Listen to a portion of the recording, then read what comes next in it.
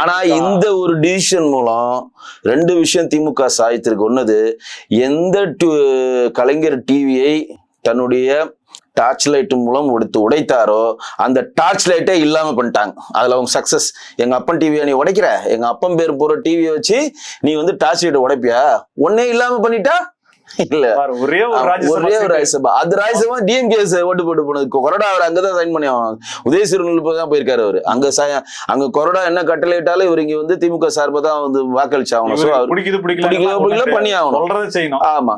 கமல் இனியே இந்த டிசிஷன் எடுத்திருப்பாருன்னு நான் சொல்றேன். ஃபர்ஸ்ட்.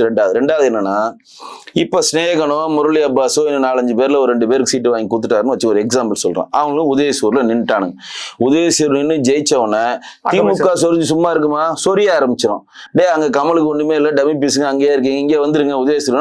நாங்கள் எங்களுக்கு இணைந்து 2 பேரையும் கட்சியில் இணைத்து தாய் கெடுத்தோம் நாங்க இணைச்சோன்னா இருக்கிற 2 பேரையும் லவுடின்னு போயிட்டானா இவங்களை அப்படியே வச்சுப்போம். உனக்கு நான் சேர்மன் வாங்கி தரேன், உனக்கு தமிழ்நாடு கூட்டுறவு வங்கியில ஒரு போஸ்டிங் வாங்கி தரேன், உனக்கு சிறுபான்மையர் ஆணையத்துடைய தலைவர் அவனை போட சொல்றேன், ஸ்நேகன் அவர்களுக்கு ஒன்று பெரிய போஸ்டிங் வாங்கி தரேன் நான் பேசியிருக்கேன், இல்லை ஒன்று மேயர் ஆக்குறேன்னு எதையோ சொல்லி அவங்கள கன்வின்ஸ் பண்ணி கமலுக்கு தன்னுடைய கட்சியில் இருக்கக்கூடிய நிர்வாகிகள் மேல் நம்பிக்கை இல்லை.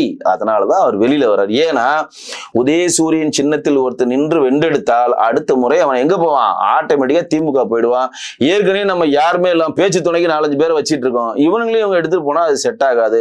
அதுதான் நோக்கம். தவிர மக்கள் நீதி மையத்தினுடைய நிறுவன தலைவர் கமலஹாசன் தான் தலைவர், அவர் தான் செயலாளர், அவர் தான் பொருளாளர், அவர் தான் செயற்குழு உறுப்பினர், அவர் தான் அதனுடைய உறுப்பினர். வேற யாருமே கிடையாது.